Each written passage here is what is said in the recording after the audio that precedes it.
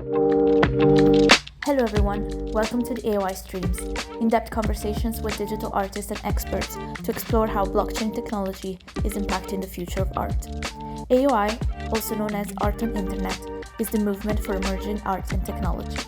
I'm Federica, and today I'll be your host. In today's masterclass, generative artist Aleksandra Jovanic shares her fascination for human psychology and deconstructing shapes. Very excited today. We have another session of Inner Code Masterclasses. Last week we had for Christian. This week we have Aleksandra Jovanic. She's an incredible artist. She's a performer as well from Serbia. She works with different media, mostly generative art and interactive art as well.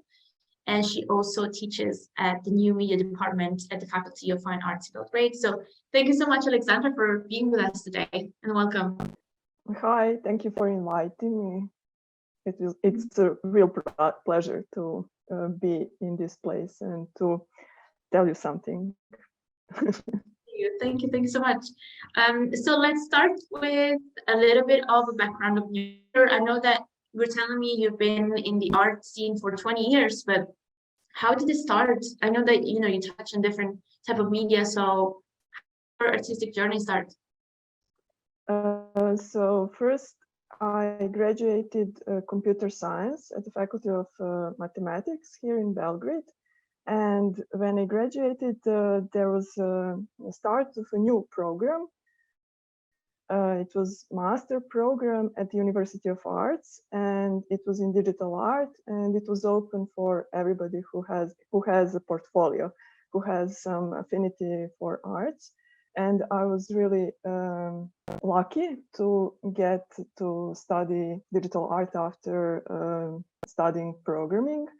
And after those master studies, I was really good student because it was all new for me. If you compare me to all the other students that came from arts and were only upgrading to their previous knowledge, it was all new for me.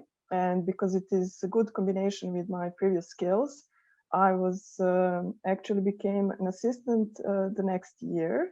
So when I graduated, I started working first as an assistant. Then I worked as a professor at another faculty.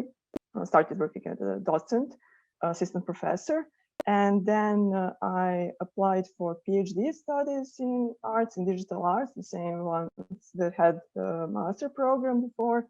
And when I got that degree, I changed the faculty. Now I'm Faculty of Fine Arts, and I'm also teaching at those studies at University of Arts in digital art.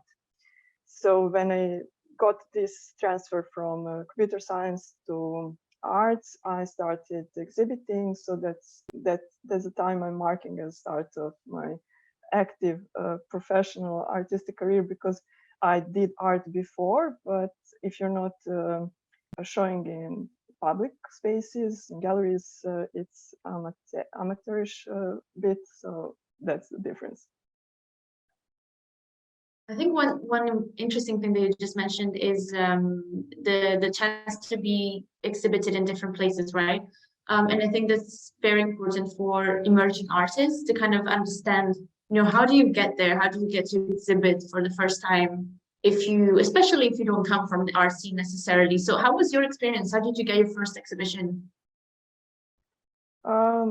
Well, first exhibitions were mostly group exhibitions curated by a curator and invited because I was doing something in a field on a topic that was of interest to curator.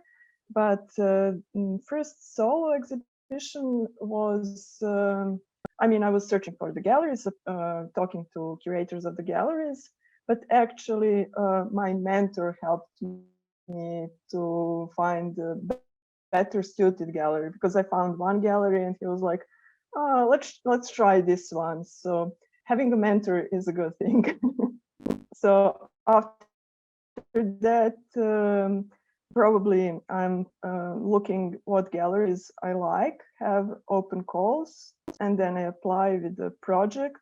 Usually have nicely written text about the project I intend to work on, or I'm working at the moment. So I'll usually have 5 to 10 sketches, drafts, or finished pieces that I would like to exhibit, just for the curator to see, or the curation board to see what they can expect from that exhibition. And well, if I'm lucky, it works. And so, well, it works most of the time. I'm not applying for all open calls. Most of the time, I have in mind piece or set of pieces, and they know in which space they would fit well. Whether I need some kind of equipment, that's also important. So all these things combined influence the choices of the galleries, and choosing the topic and the way I'm making the installation, or making project, whatever kind of project it is. Nice, that's beautiful. We have, well, quite some people in the audience who are emerging artists as well. So I think this is very interesting for them. Do you think that, you were mentioned before that you had a mentor?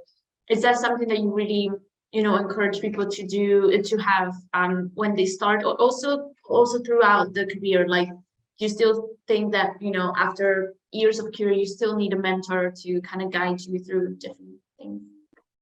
Yes, so I had mentors that were from academia mentors. Like when I'm doing my master program or PhD program, I had mentors. So those are different kinds of mentors from the life mentors, or I don't know, or something, business mentors or something specific. But I encourage people to get mentors. I was in one program, it's called Creative Mentorship. And I was assigned a mentor from Sweden, and she's now a dear friend of mine. But it's really nice to be guided, not actually by the things the mentor will tell you to do, but you are in some kind of way when you think of something and say you will do something, then you have that external someone watching after you, or you have to do things you said you will do. It's like a control, or you don't prolong things because you're aware that someone else is counting on you to do those things. So it's like someone who takes you accountable. They're like, oh, remember that project you told me about? What are you doing about it? You're still working on it, someone that checks on you. Yeah, you have to have a really good reason why you quit a project. And also it's a nice tradition. So from her, I heard, like in Sweden, they often search and have mentors, and mentors don't have to be necessarily someone older, wiser. It has to be someone with different set of skills, for example. So I don't know, at the time she was like, I have a mentor, she's younger than me, it doesn't matter. So actually you can ask another person, what are the topics you're thinking about, what are your projects, things like that, and then see if you connect, and then ask them to be formally mentored, but informally mentored or something like that. Because you can always rely on your friends, but with friends you can easily find excuses why you didn't do, because they love you, they will tolerate everything. But if you have someone with whom you're not family and close friends, it's a different thing. That's so true. Absolutely. Like with friends, you can just be, I'm not working on this, and they will always support you. They're always gonna be there. And the mentor is more like, okay, but what are you actually doing though? Like really holding you accountable. I sent a text in the Discord chat, and I asked everyone if you guys have a mentor, or if you would like to have one, or if you are a mentor yourself. So let us know in the chat. I'm very curious about this. But let's get into the topic of your work and what you're going to show us today. One topic that I found very interesting that I would love to just touch on a little bit before we start is your fascination for human psychology. And I was reading about it in different projects. I wanted to know, where does it come from? Have you always been interested in that? Well, it took me years to realize that I'm interested in that, because it was always something I was using as a topic and implementing in some way in my pieces. And then at some point I realized that's actually the thing I'm doing all the time. Sometimes I'm not aware of that, but I was using those things because I was always intrigued by the things we see, we hear, we get in touch with, and how we interpret them. So there is this thing like when you talk about colors, and I think someone, I don't know, Lars maybe, was mentioning that we actually don't know how each of us sees colors, because we're not sure if both of us see it in the same way. So it's not only the colors, it's actually how we see everything around us, and the stories we tell ourselves from the images we see are always different. And so psychology deals with those things and has names for all the tricks our brains do for us. And then sometimes I'm using those things and implementing in the pieces. That's so interesting. It's like the perception of reality really is different for everyone, and it's a whole like construction, right? And this reminds me of the title that we chose for this class. Deconstructive generative shape.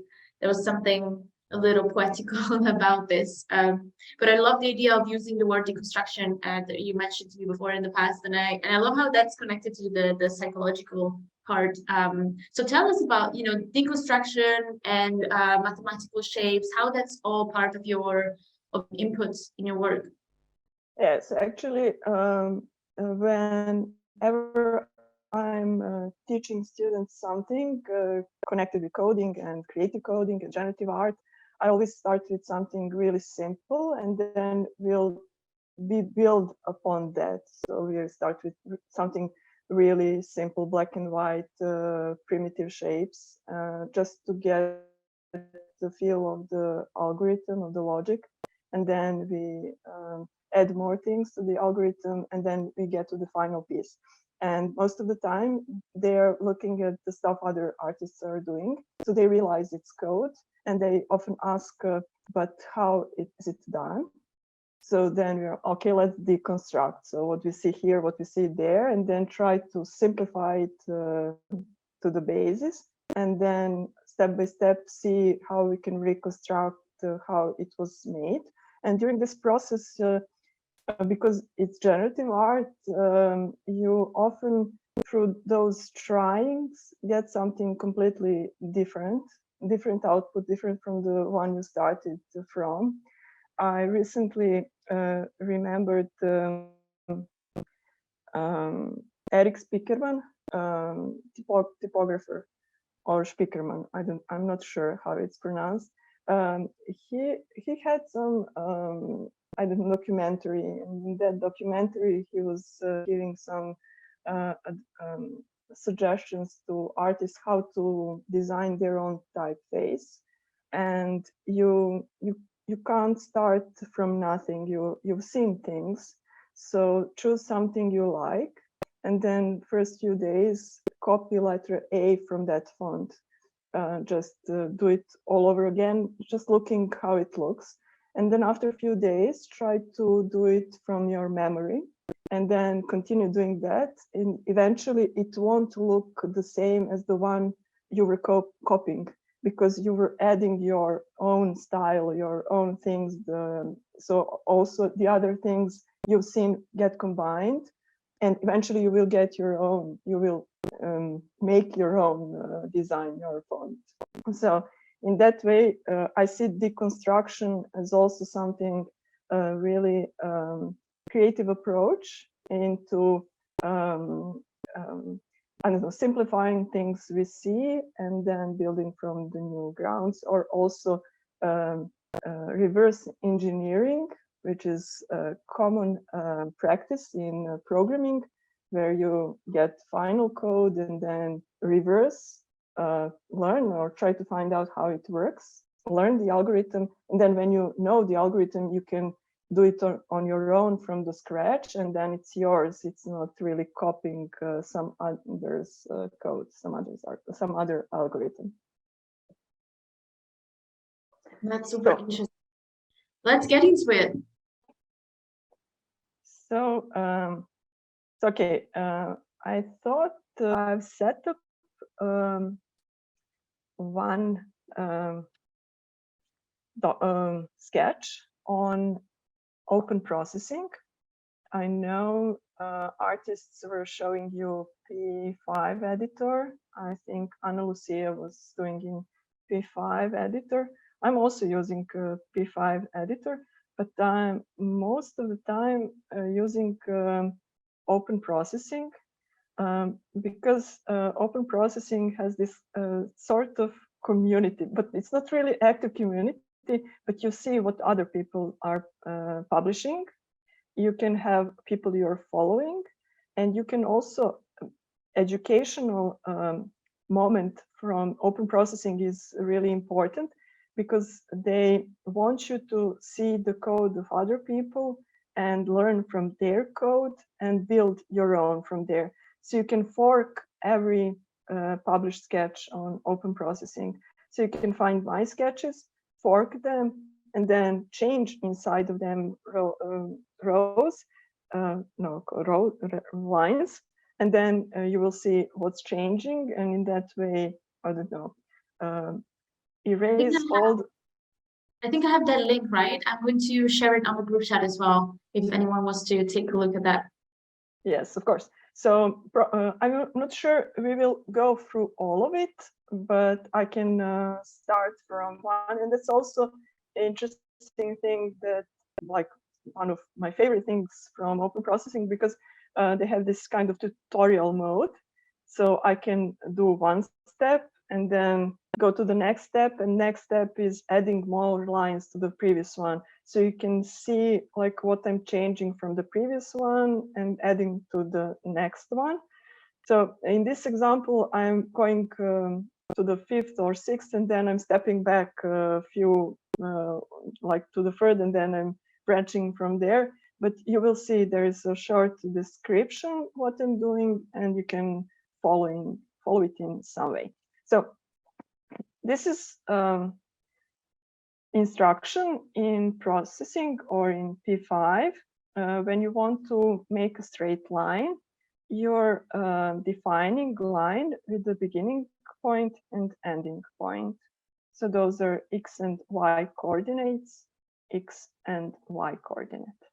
But if you want a curved line, then you want spline, then you will have curve, or you want Bezier curve, and then you will write name of the function Bezier. And then it expects 4 parameters. So those are those 4 points we were drawing. So we have endpoints, and we also have end of tangents. And the only difference is where you're going to put those control vertices, end of tangents. If it's spline, then control vertices are the first and the last one, because those are pointing outwards. And then if you're reading from left to right, then first you see end of tangent, control vertex, then you see the first point, then you see end point, and then you see last point. But because I'm making my control vertices the same as start and end point, I get straight line. And I'm using the same thing for Bezier, because here, middle two, second and the third, are control vertices, and they're facing inwards. So, and when I have to do it from my head, then first I do it like this. I copy end of those tangents, control vertices, to be the same as the beginning of the curve. And that's why I get those lines. But now we will change them to see what will happen if we, for example, so for spline, we have to change the first and the last one. And if I put something like 0, 0, then I want from here to stretch tangent to this corner. And if I reload it, you will see we get curvy one. And also if I, for example, and this one here, it would be the width of the screen and then 0 for the top of Y coordinate. So we get curve. And for the Bezier curve, we can do the same thing, but we are changing those in the middle. And we can, so I will help myself now. I will copy just the changes.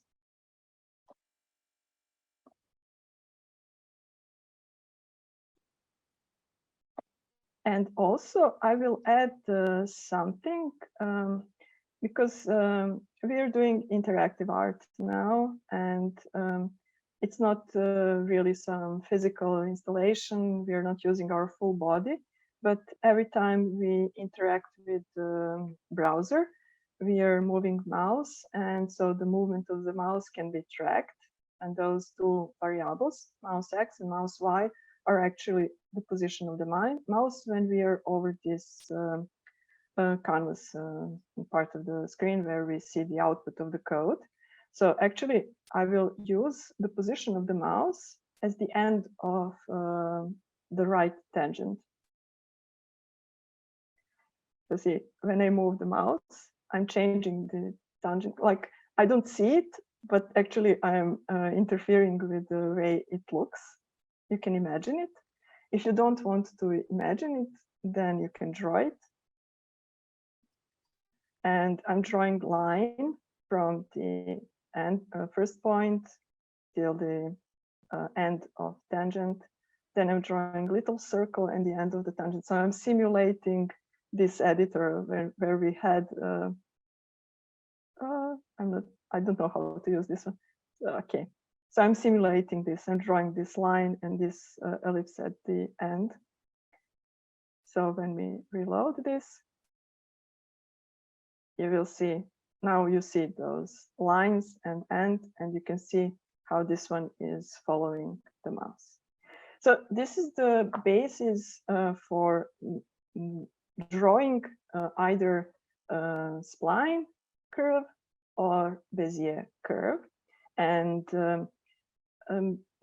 splines are a bit softer. You really have to intensify those tangents if you really want them to be a lot curvier. And Bezier are much finer to control.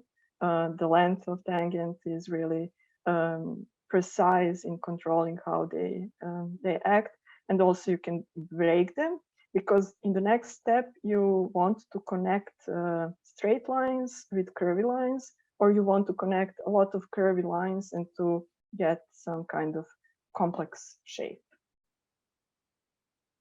You're following me. So we can call this creative coding because we're coding and we're getting some kind of creative output. But actually, if it has to be generative art, then it has to be a system that gets different outputs all the time.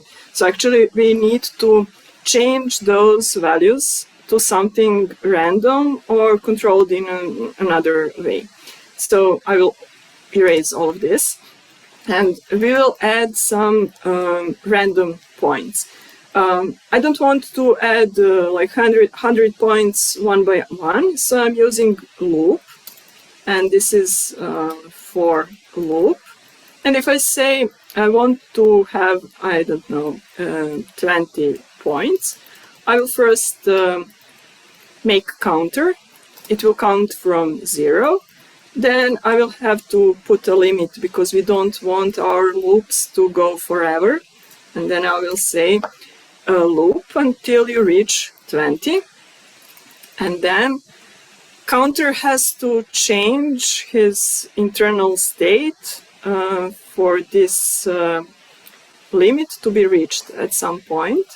So this is each time we go through the loop, we're adding 1 to the counter. So we start with 0, then it's 1, 2, 3, 4, and when we get to 20, we exit this kind of loop. So this loop will allow me to make 20 points somewhere inside of the screen. So points, we can use point. It's a function that draws a point somewhere in the screen. And random function will give us random values. So we have to make from to value from where this position will be chosen. So it's for horizontal, we want something between left edge and right edge of the screen. Left is 0 and right is the width of the screen. And then for vertical position, we want something similar, where height is the position. So when we start this, we will get error because I was using processing syntax.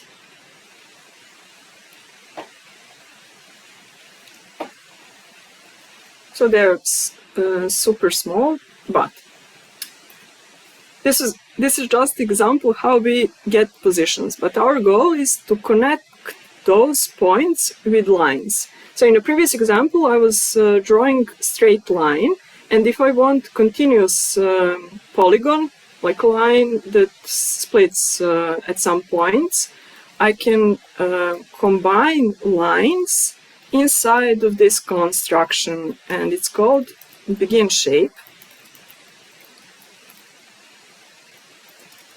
and shape.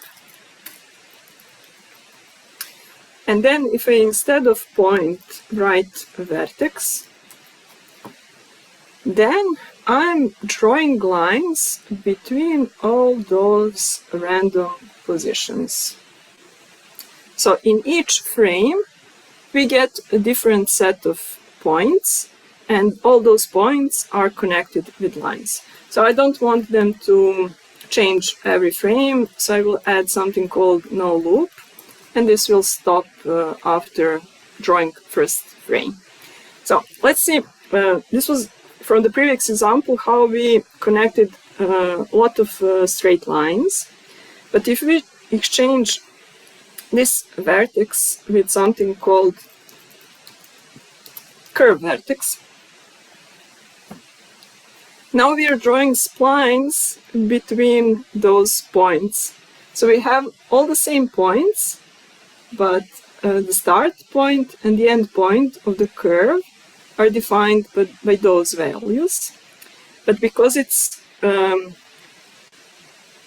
spline, then we have all those control vertices, and automatically control vertices became the first and the last. So for this segment, we have always one point after and one point before, and we are using those as tangents. So we get always curvy lines. So we actually don't need to think where those control vertices are point or where they are. We use just the previous part of the path, and we're drawing them. So that's why I like curve vertex, because it's simple. Like pointy, straight polygon line can become curvy just by exchanging vertex to curve vertex. But there is one problem, because start point and end point become control vertices. So we'll have not 20 points, we will have 2 less, because they are sacrificed for the curve. So we won't have it in the end.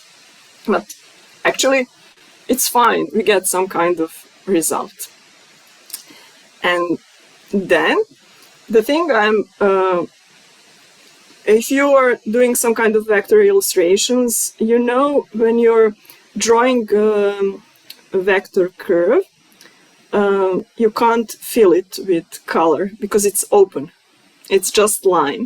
But if you want to fill it with some kind of color, you need closed curve.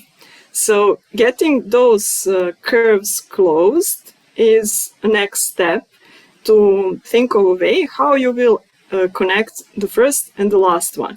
You can keep it in some kind of variable and then use it to close it.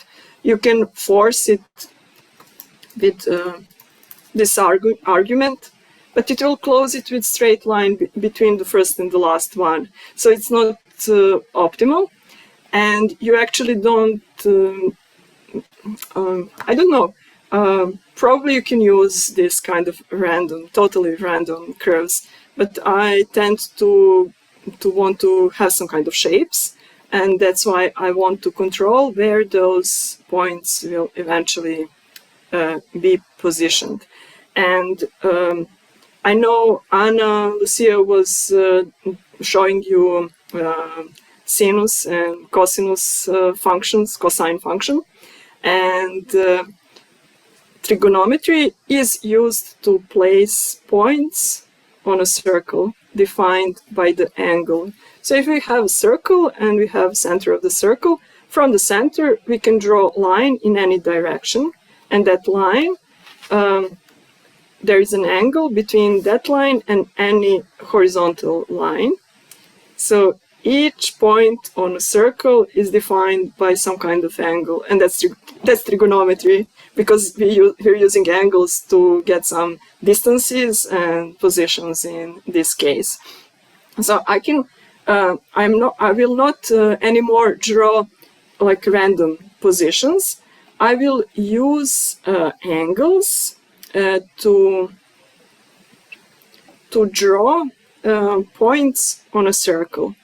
And that's one thing I realized I'm using maybe most of the time, because I was making those short, quick tutorial videos, and I'm not actually putting too much effort in them, so they're like TikTok or Instagram reels, because you're doing them like in a few hours. I should sit and make like a storyboard what should happen first, and then next one and next one. But actually I'm just reconstructing how I came to this solution from what I started, and then what was my next step and next step. And in a fast pace, you can see what was the progress and how I did it. And this was the first one I did. Sorry, I will do from... So this one was noise lines with areas, and then I was masking them and adding some kind of shadow. And this was my first super fast tutorial, because I'm always writing what's happening. Sometimes it's a function, sometimes it's just a description what's happening and how I'm adding. So if you're looking at this on your phone, I usually watch reels like that. I pause all the time to see what was happening, because I actually, on one hand, I don't have patience to watch long forms, but on the other hand, I want to see everything. So I'm controlling the pace and which I'm watching. So actually those, my tutorials are in the same way. You actually, no one normal can read this in this pace I'm showing. But if you get interested, you will pause and then see what's behind that, what's the trick and how it's used, and then eventually you will crack it and be inspired maybe to try something like that. So this one, so the ice creams were done like maybe a year and a half, and this one was last month, so I'm getting better. But you can see here, I'm drawing a circle. I'm starting with points, and then I'm connecting points with line. So I'm using curved vertices to connect those lines, but those lines are defined by the angle. And then blah, blah, blah. So you'll see all of this later. But you can see how I'm adding more to simple circle, then I'm flattening the sides, then I'm moving the corners, then I'm adding shadows. Shadows are in random length, then I'm adding reflections. For those who are interested, I just linked some of them in the chat of the masterclass, so you guys can find them on Alex's Instagram. But you've got some links in the chat. Cool, thank you very much. But the reason why I stopped now was here. You can see I'm always like putting some kind of points in a circle, equidistant positions, and then I'm adding something like tangents and changing their sizes. Or this one is something I will try to do now. See, I'm drawing points on a circle, then I'm adding those changing the distance or the angle.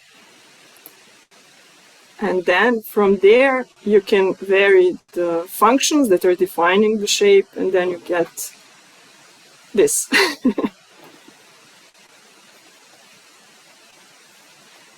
So, how do you put, by using cosine and sine functions, how do you put those points on a circle? So this is the basic algorithm. You need to first define what's the radius of the future circle that will be defined by those points. And so I will add one variable called r, and let's say it's 200 pixels. And then we will define number of points. But it's much easier if I'm not using counter 1, 2, 3, 4, 5, but using something like an angle. So it's 15 degrees, 30 degrees, 45 degrees. So I'm adding some different angles to get the full circle. I will call it U. It will start at 0. But if I want full circle, I will do 2 pi. Or you can write tau, whatever you prefer. And then we are incrementing by a part of p. So for example, let's say 12 parts, and this will be u. But then when we are drawing those points, let's say first vertex, we will define their position with cosine and sine function. So here, angle and angle. Those both functions will return values between -1 and 1. So if we don't want to have really small circle 2 pixels wide, then we have to multiply this by some number. And the number is this radius of the future circle. And this will return the circle, which the center of the circle will be in 0, 0, in top left corner. So if we want to move it to the center of the screen, we will add half of the width and half of the height. So let's see, we don't need this one. And we have circle. It consists of 24 segments. So you see it as a polygon. And if we add more, it's called interpolation, we will get the smooth circle at some point. But actually we don't need so many points and so many lines. We can just convert vertex to curved vertex. And now you will see the problem. It stays open because of those first and the last points that are missing.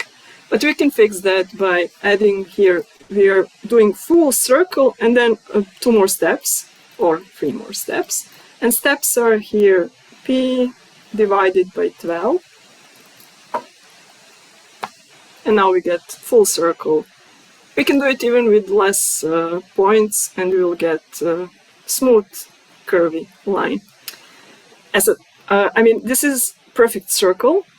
And we maybe want to make it wavy.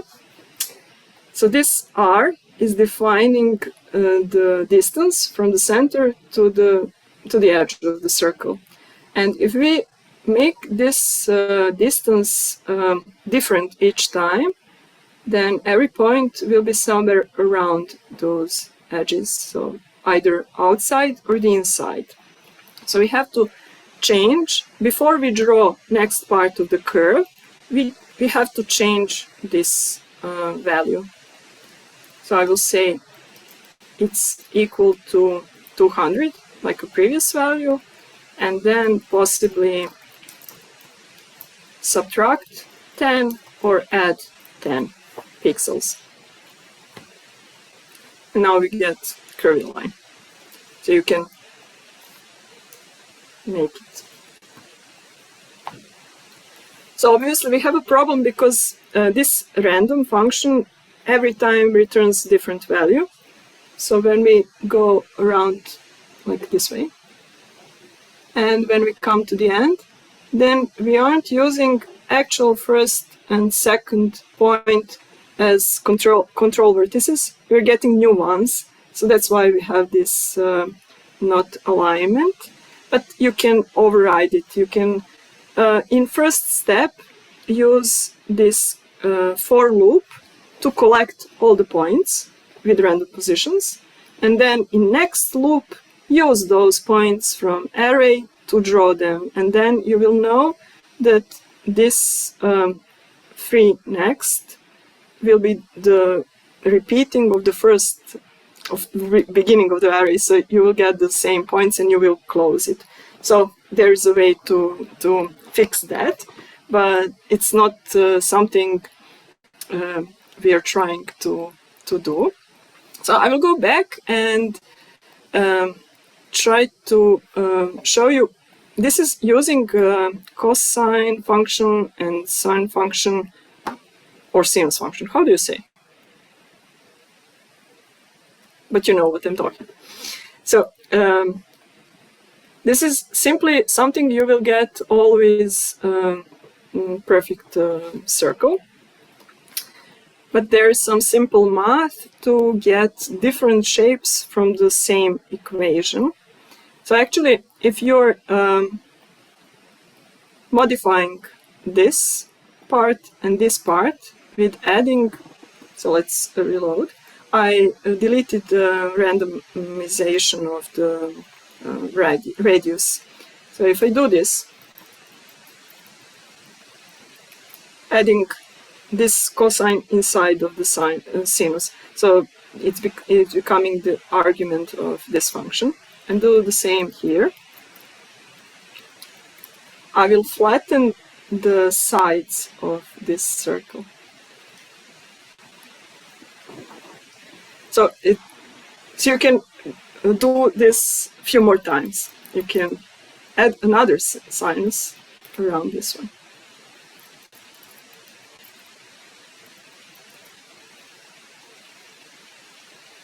So you get more flat. So you can continue and see how much. They're getting smaller, but they're getting flatter. So like, like you're pushing them from the sides, and they're changing their dimension, but you get a different shape. So for the bubbles, I was using this simple trick to make them square. Like, why all the bubbles don't have to be perfect circles. Ellipses, I actually don't like ellipses. They are pointy. I like flat circles. So this is something I will often use. But on the other hand, there is something you can also make with those functions. And so if you square something, you're making it power to 2. So if I this cosine put in a function,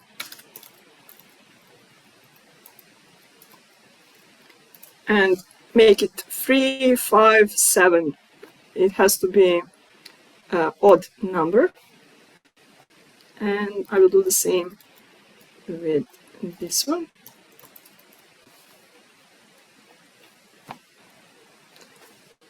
You're pushing those corners that were sticking, now they're going inside.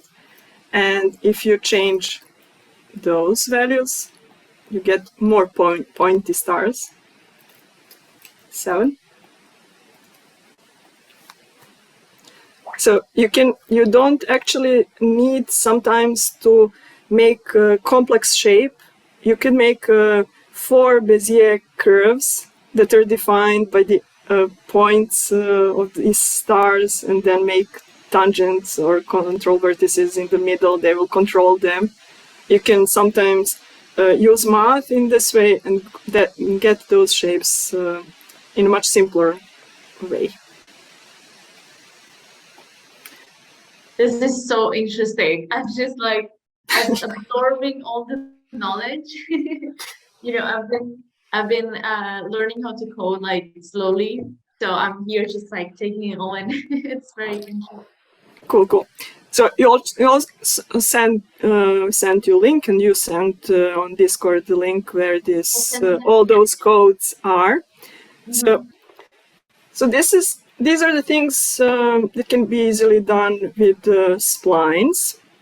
And most of the time when I'm not needing some kind of complex curvy shape, I'm using splines. So they are really easy to use. But when I need something more complex, then I have to make Bezier curves from those shapes. And this is the example. I just wanted to... I know I had this photo already shown, image shown. So if I make straight lines, begin shape, end shape, and make vertices between those points. So this is like writing line between x1, y1, x2, y2. So I will have this kind of shape, so I can position those points anywhere I want. But if I want to convert this to something shapely, then I will need to add control vertices from each point. So there is a math behind this. If the length of tangents is 0.55, around that, of the radius of the circle, then we will get the perfect circle. If you open a primitive circle inside of any vector software, you will see it is designed or drawn in this way. You have 4 points, that's the minimal number of points you will need, and those are the lengths of the tangents you will get. So if I want to make this code, first I would, this one. So first we will need to, inside, between begin shape and end shape, have some number of vertices. And I'm defining them. This one is in the center, horizontally. but vertically is center minus radius, minus 200 points. So I will get the point on the top. So if I reload this, we see first one, second, third, fourth. And if I repeat the first one, then I get closed shape. So there is something it's also from math, it's transformations. There are different kinds of transformations, but simple transformations we're using here are translation, rotation, and scaling. And if I don't want to work with those variables width and height, and I want to position this shape anywhere on the screen, it's useful to define this object in top left corner, and then from there position it anywhere on the screen. So if I want to position it inside of the top left corner, that means all those width half and height half will become zeros. So here, this 0 minus r, we don't need it. So it becomes simpler code, more readable, like this. And then if I reload this, we have this rotated square in the top left corner. We see only the bottom right. But if I translate it, and if I want to translate it, it will look like this. So where we want to translate it? 400 by 500. I don't know if my screen is this large, but let's see. And then every push needs pop at the end, so it knows when to end this transformation. So now the center of this square is 400 pixels from the left and 500 from the top. Or if we want the situation from the previous part of the code, it was with height halved. So it looks a bit simpler, and it's useful because we want to convert those vertices to Bezier curves and to connect them. So when we are using Bezier, it's not that simple as when we are using splines, because in splines it was like, every point becomes a spline. But here we will have first point where we want to start, and it will stay vertex. So we are starting to draw this composite Bezier curve from this point, so it will stay like this. And then every other one will become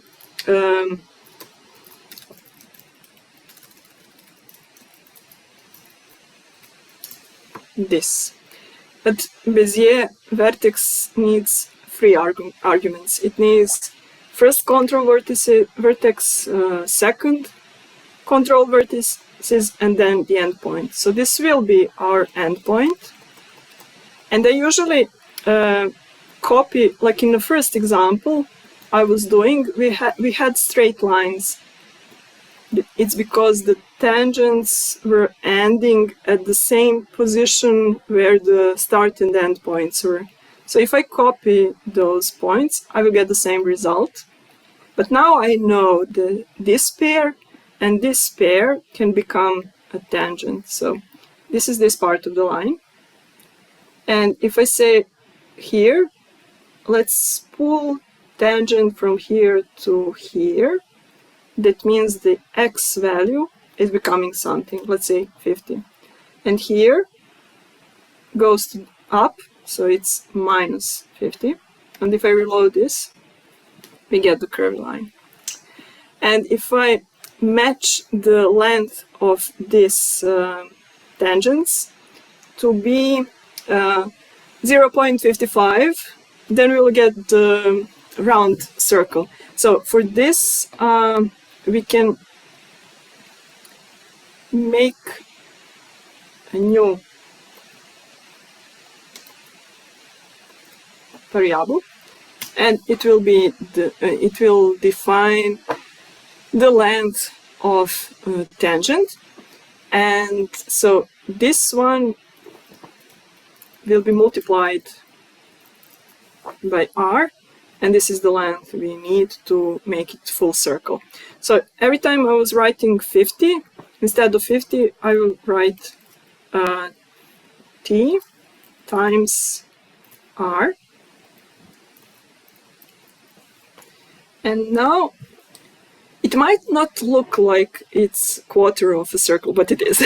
Because if we continue doing this, so every vertex becomes Bezier. And we copy this one, second control vertex, and this one here, and replace those values by tangents pointing in the right direction. So you have to concentrate and put them in the right direction. Oops.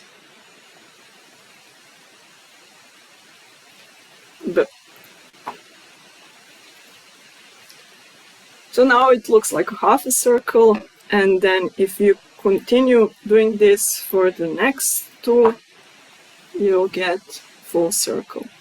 But now, if we wanted to draw a circle, we could have used the ellipse or circle function, so it's pointless. But it becomes interesting when we change the length of the tangents. So if it gets smaller, then we get pointy shape. If it gets 1.25,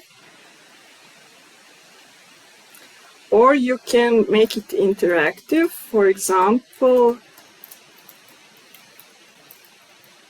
combine Y position of the mouse, and the position of the mouse goes from 0 to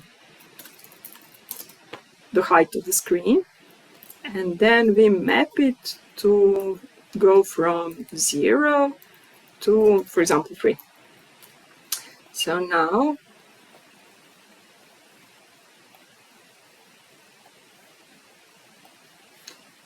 if you use no loop, then it draws this and stops. But if you don't have this problem, then it's interactive. So you see, when my mouse is up next to the top edge, the value is 0, and we get the one shape without tangents, or tangents are 0. And then when I move my mouse down, tangents get longer, and this is the shape we get. But you can also play with that, with this. Don't redraw background, so you see previous frames. You can also make position of this shape the same as the position of the mouse. So now, if I'm changing the shape from vertical position, but I'm also changing how it looks.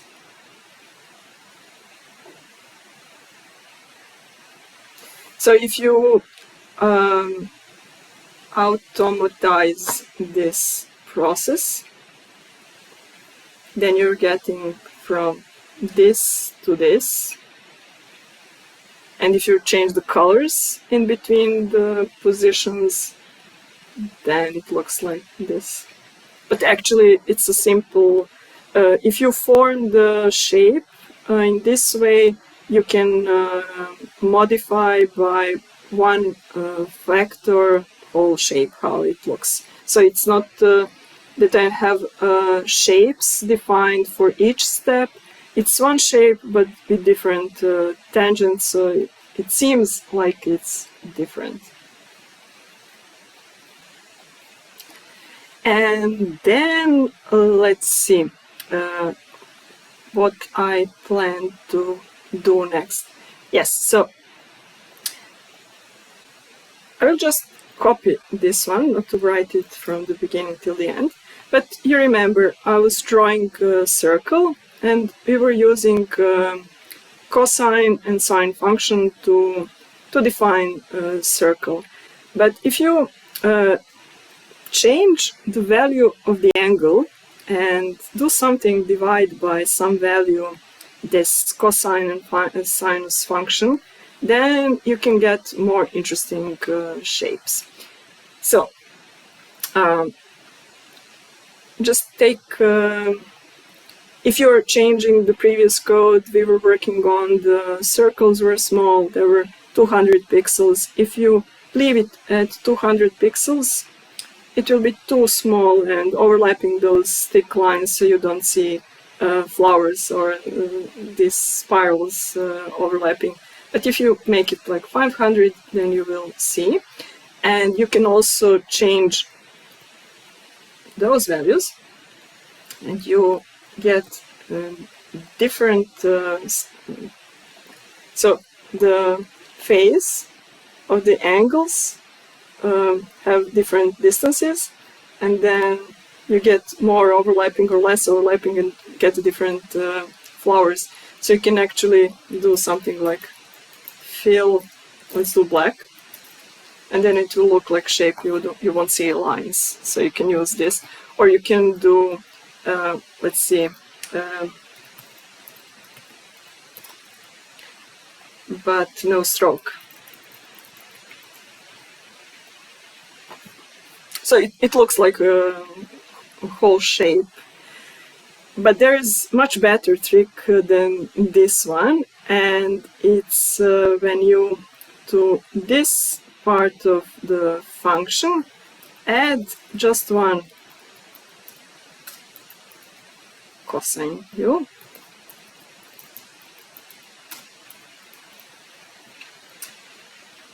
But we will have to change the sizes because this will be too big all over the screen. And we don't need 28, 7 will be enough. But for this shape,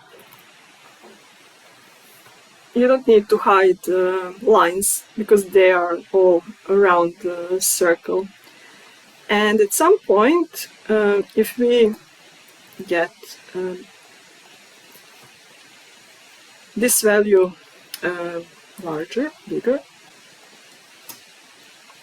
you will see like some errors forming here in these corners, and that's because there aren't enough points to be represented in the right way. So you can always add more, like smaller angles, and then you will fix those shapes and get nicer ones. So there is always tweaking for those functions to get them to do what you wish they do. And the last thing I wanted to show you is the thing I'm doing now for January. So I'm following the prompts, and every day I'm doing something for the prompt. But I have constrained myself with the shape I'm going to use for each of them. And my shape is something like this. And with this shape, you can easily form this shape by drawing a lot of lines, arcs, from circle with different radiuses. So you will stack arcs on top of each other. But if you get a lot of these shapes, it's drawing a lot of lines, and it takes time to draw all those lines. But it's really easy to define random size of those lines and arcs, and then get pointy edges.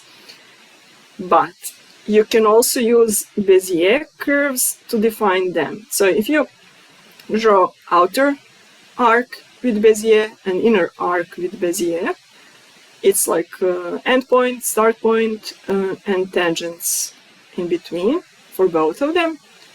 And here you can first draw straight line, And then afterwards, you can add some noise or randomness inside of those lines.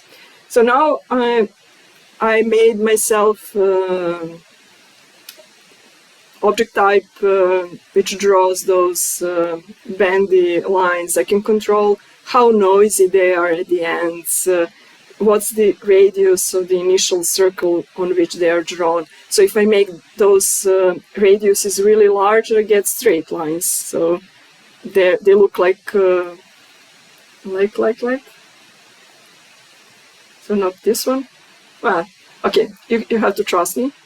You can see on my Instagram today, I think I posted, because of the textile, I have some versions that are not curvy enough. So they look like this. And so this is how I did it inside of the code. So I won't go through the entire code because it's actually all the things we did previously, but I'm adding little bit by little bit. So here is the starting point.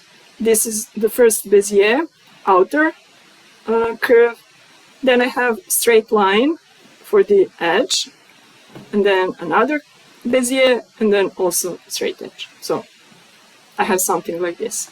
And if I define this angle to be quarter of the circle or half p, then it's easy because we know how long tangents have to be. It's 0.55.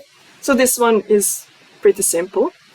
But then, as always, when you're doing something generative, you want something to change. So the first thing I had to add was this edge to become noisy. So let's say no loop. So instead of one straight line, I am using for loop, and I'm drawing 10 points, and those 10 points are randomly positioned, up, down, and every time they're different. So if I add more points, I get a longer line, but here. And let's say make this randomness minus 15 plus 15. So you can vary those values and get different results. And in the end,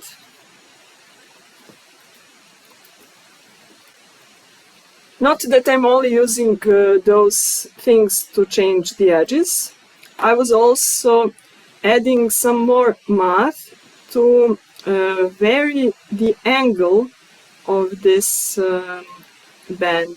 Because here it was easy to define tangents, but if you want tangents to be right part of the circle on any angle, then you need to consult web. So in the other tutorial, you have link to Stack Overflow, and you have this drawing, and it says how long tangent has to be in order to get this part of the arc to be part of the circle.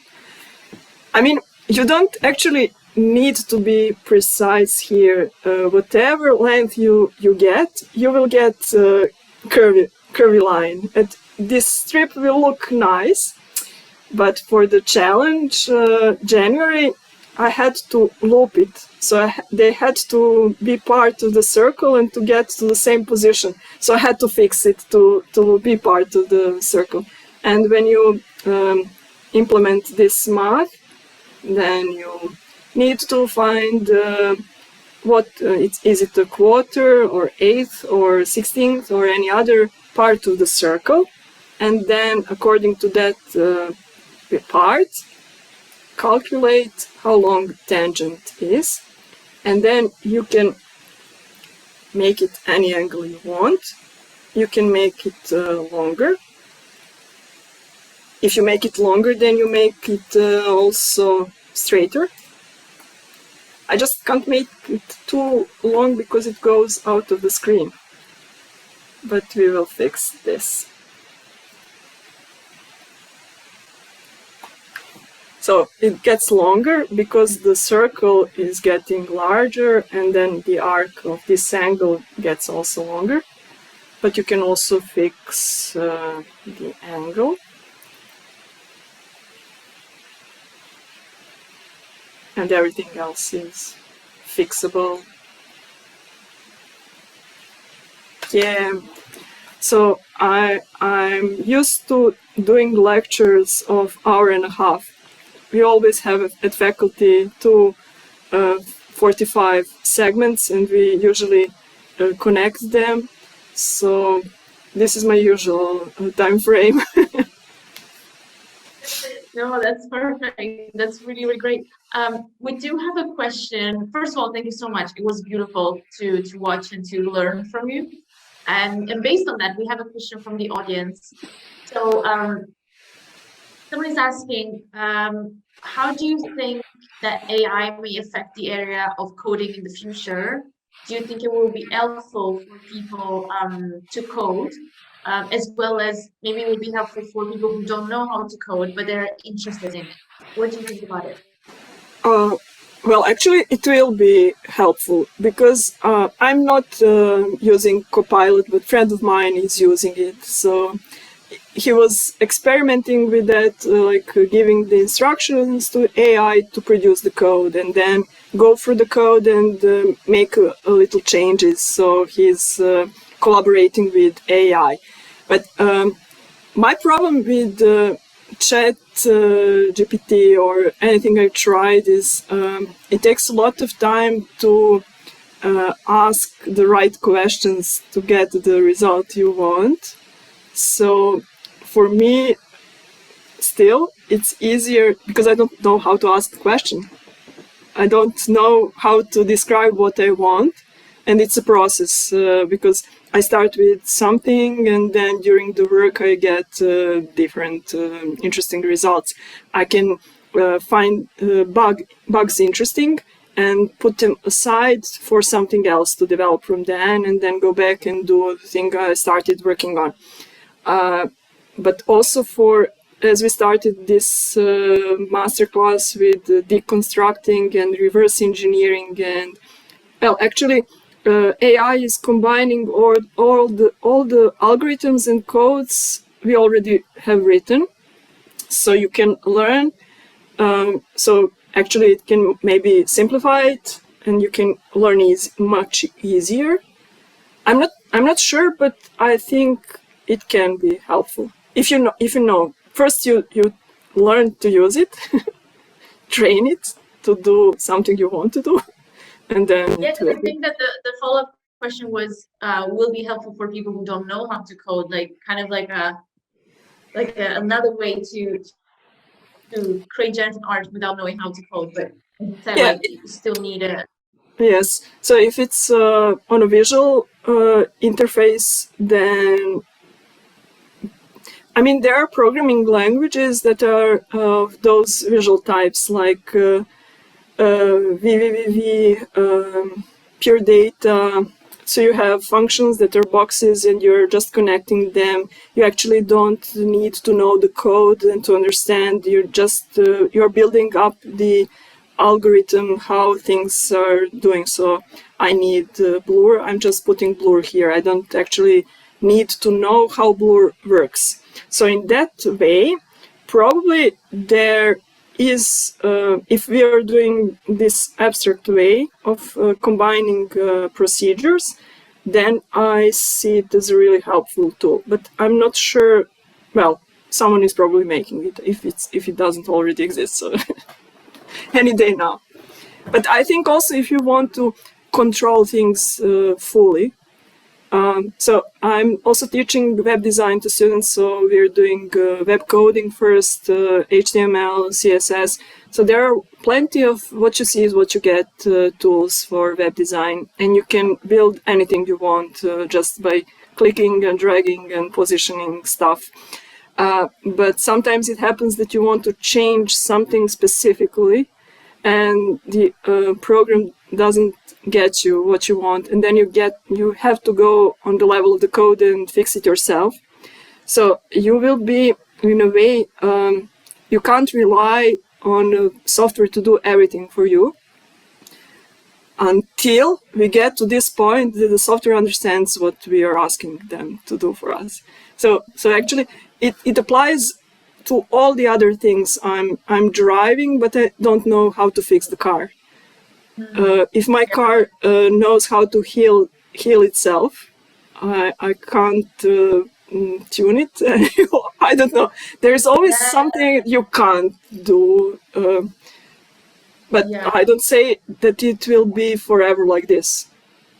Well, bottom line is we need to know how to code to begin with. And maybe I'm old school, but I like to know what's behind. No, but it does make sense. It lets you control your craft as well, you know. And another thing that I wanted to ask you actually, because you were showing us the January exercise that you're doing. Do you recommend to do this to someone who's like starting right now? Like, what do you recommend? Is it something like a 30-day with this constraint, or like 100 days? Like, how do you navigate that? Okay, so I'm pro dailies, but I don't have this endurance to do it every day. So I usually do it few days and then 1 day break, rest, or few days rest. But I'm trying to do something every day, and then I post it to Instagram, and then I can see the progress of how my algorithm was progressing to the final piece. So, for example, like the bubbles are the last one project I published, so you can see the first bubbles are really ugly, and then and people liked those really the most. And then I was like, oh, they're ugly. I need something more reflections, more shading. And I was adding more than the circles weren't, so they were boring. So I needed to squish them to make them into something, then add more and more. And then I got to the final form of the piece. If I wasn't posting, if I wasn't, I was doing every day that. But this, like Instagram was my mentor. He expects I deliver something like virtual, something like I want to post what I'm doing, what I'm working on. So don't pressure yourself to do it exactly every day. I have problem because I can't. I'm not strong enough to limit myself to do daily, like 30 minutes a day or an hour. I usually start and then I want to change this, I want to change that. And so it continues. So my dailies in this form of challenge are really tricky. So I obsessively continue working on them, and I fall in trap to do them all day. So I'm controlling myself not to fall into that trap. But doing something every day is helpful. Like you see progress, you see that you're cracking something else each day. So for a beginner, it is like you have dedicated time during the day when you're focused just on that. But it's not just I'm learning this tool. There is some output for each session, and then it becomes helpful. I would also, I remember now, I was at my parents' during New Year's, and there was a film on TV. It's a documentary, and it's called "Why Are You Creative?" or "Why Are We Creative?" Herman Lasky or something like that. You will find it. There is a sequel from last year. I think I haven't seen it. I also haven't seen the full movie because we were fighting over the remote during so I saw the parts of the film. It was Christmas time. But I recommend it, and there was so the director is traveling around the world interviewing famous people, actors, directors, architects, painters, and asking them one question: why are you creative? So the answers are really interesting, and Zaha Hadid caught my eye because she was like, "It's because I'm working every day." because I'm producing something every day. It's not always, it's not a masterpiece every day, but I'm working every day on something. So in correlation with these dailies, it makes sense. Like you're in training, you're doing something. I guess the reason, or like one of the reasons why most people, myself included, don't really create every day is that maybe we put too many expectations on what we will create, right? We're like, oh, if I do create something, it has to look good today. Otherwise, no, otherwise I can't post it, otherwise I can't share it with people. But as you said, like the key is really to like keep creating, even if it doesn't look that great, and it's still like practicing and it's still training, yeah. So your aim isn't to make a huge artwork, art piece, so it's an exercise. Sometimes those exercises can spark new ideas and it can become something huge, but just don't put yourself in mood where you only imagine or think of the things you will do. Just like making concepts for something or testing the concepts in your head. You just test them through code, test them on paper, or just connect with material stuff. Yeah, that's such a valuable advice. We have like very beautiful comments in the comment section. Everyone is very happy about the session today. So thank you so much for being with us. Thank you for taking the time. It's been wonderful to learn from you. Thank you for inviting me. I miss lectures. We are on winter holidays now. Thank you so much again. Thanks again, everyone who showed up today. Thank you for spending time with us. And if you do want to watch the episodes, please make sure you follow the Spotify, the AOI Spotify, where we are uploading all the episodes. It's taking us some time, but they're all coming there. And make sure you also stay on our Discord, because every week I'm going to upload a new event for the new masterclass. So make sure you follow us here as well. And yeah, thank you so much again, everyone. I hope everyone has a beautiful day or rest of the evening. Thank you. Thank you. Bye. Bye.